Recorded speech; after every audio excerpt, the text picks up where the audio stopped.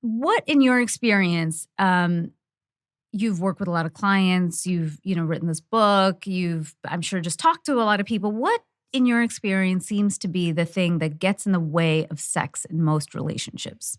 Life. Life gets in the way of sex. And I think that there are so many tropes around marriage and sex, you know, like enjoy sex before you get married because then like you're not going to get it. And often it has this connotation like women are only going to put out until they get the ring or something. Which is so gross, right? But it's this like under the surface thing. And there are all of these things that I think were meant to be helpful, talking about what men are like and what women are like. Like I think like men are from Mars, women are from Venus. No, we're all from Jupiter and we're all just total weirdos. Like I just want people to know that. I answer sometimes hundreds of DMs a day.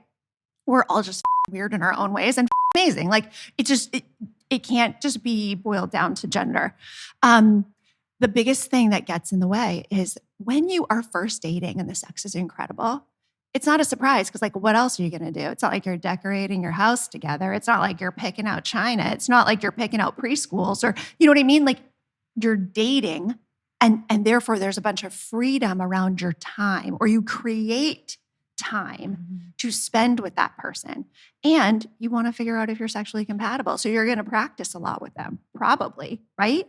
And then it's great. For most people, sex when you're first dating is great. And I just want to say, for people who have always had stickiness around sex, talk to a doctor, try to access a therapist. Like really, sex is supposed to be incredible. So if you have to do some work around that, past trauma or what you've been taught, like please do that because I mean, sex can be one of the very best things about the human experience.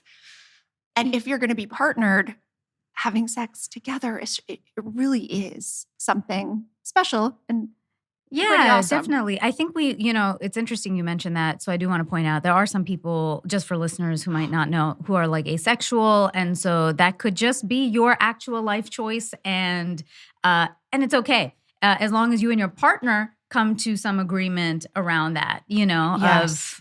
of, hey, I think this might not be my thing, but this is your thing. And then this is how you can fulfill your need. Exactly. And even I have a lot of people in my audience who have opened up that conversation now because sex so often it's just this like low simmering dissatisfaction, like it's not great. But what is it exactly that you're not happy with? Yeah. And so often it comes down to frequency. Okay, so say people are married, so they have 1 or 2 kids. So often, like the characteristic stereotype is like the woman is very involved with the kids, probably with her career as well. And the husband's the one who initiates more often. Okay. If we're just going to go like stereotypes, and we can talk about this and it can flip as well, but let's just talk about this. So often when the partner who has the greater desire or has more motivation to initiate, often that partner doesn't have a lot of other things on their plate that they do to feel good and to fill up. So they think, I want to feel better. Sex makes me feel better. Hey, can we have sex? And then the other partner is quite often pouring themselves out into so many things. And they're thinking, wait, why do you need this from me all the time, right? Or why once a week do you need me to be involved with you climaxing? Because I'm sure you're probably taking care of business at other times on your own, right? And it feels like this thing that is wanted from them. And the most common issue, problem, concern that I hear in my DMs is from men who say they would love to go down on their partner more often. Yeah. And when I tell people that, they go, wait, what? That's what they want? Yes.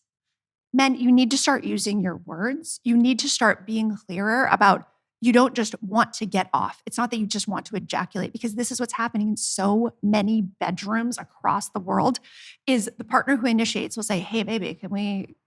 Yeah. And the partner who doesn't usually initiate will say, okay. And they'll kind of like be like, all right, I can kind of clear my mind and get into this. And it's not that they don't enjoy it, but they're not really in the frame of mind to love it. So they'll say, hey, I don't need anything. Just like make it quick, just for you. I think also sometimes like with women, a lot of times we've been trained a little bit to also be givers. And so you're always like, you like giving blowjobs because you know that he loves it. And we're not often trained to just sit back and enjoy our time. Like I know for me personally, and I've talked about this before on the podcast, it takes me longer to come. So I sometimes am like, no, it's okay because I know it's going to take me longer. And I feel like, well, the other person is going to get tired, Right. And so then I'm just like, no, it's okay. Don't worry about me. And Right. I've had to But you learn to say, be like, okay, so but in that situation, what you do is say, I don't need it. And you just finish, right? Yeah. Okay. And that's what I do as well. The majority of women will just fake the orgasm. Oh, yeah, no. Because there's this thing that like men have a clue. They know that women's pleasure is important. Okay. Yes. I mean, for generations, people have been taught that men are way more sexual. Women are not, like, especially in really conservative cultures, that like sex is something women are going to have to put up with because men really want it. And women need to be married because of XYZ in the culture, right? Whether it's financial stability, whether, if they want to be a mother, or whether it's just like the default, everybody gets married, right? But what men want so often is they want connection. They want to really feel needed by their partner. They want to feel desired. Now, so often, like you said, women are in giving mode, always. I mean, we're just always, like in probably every culture in the world at this time in history. I like to think back at when like women just ruled everything and it was like goddess worship. Listen, Amazonian days. Right? Let's recalibrate to the goddess worship. But right now, women just pour out. So being asked for sex really feels like they're being asked to do another favor for somebody who could take care of it themselves, but would rather have them do it. Like when the kid's like, can you make my lunch? Can you put on my socks? And it's like, can you help me get off? Right? It's like, and the partner, their partner, who at one point they were like, you and me are going to do life together. Like you bring out good things in me. And my life is going to be better with you. They start to think like, oh my God, how many kids do I have? Right? What we really need to shift into is women in receiving mode more. Like the divine feminine receives, right? But so many women are really in such a more proactive role. And I'm not saying you need to be like submissive. That's not what this is about. But the time that it takes for a woman to really shift her mind and get in that, because it's just the stimulation is different physiologically. And to have a great orgasm, like the lead up has to be longer. You can't just flip a switch. So quite often, foreplay but foreplay, what is it? It's manual, it's oral. So often if women are disconnected from their bodies, like, not feeling comfortable in their body because they never did, or their bodies changed with pregnancy, or, fill in the blank with a million reasons, to really get in your body and ask yourself, what do I love?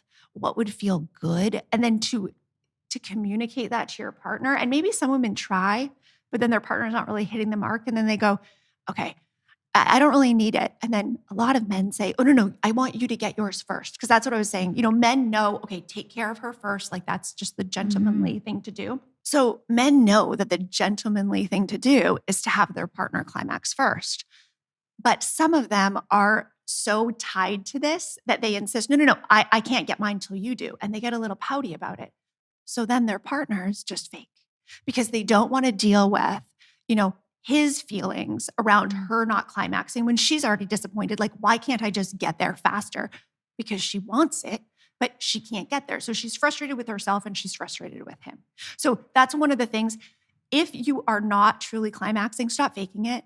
And so everybody listening, please check in with your partner. Men, women, say, men, ask your partner, if you've ever faked, you don't need to do it anymore. Okay.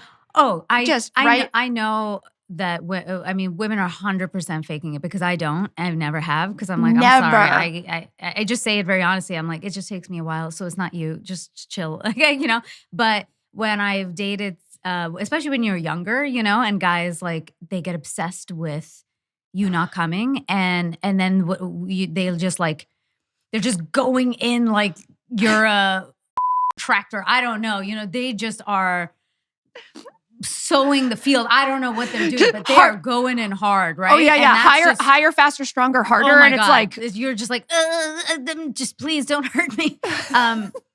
And so when I've had those talks, every guy I used to date used to be like, oh, well, I made a girl come in like 2 minutes. I was like, no, it's not possible. I was like, I've literally talked to doctors about this, and they said the average time it takes a woman to come is 20 to 30 minutes. yes. And I used to think that was me. And then they were like, no, this is very normal.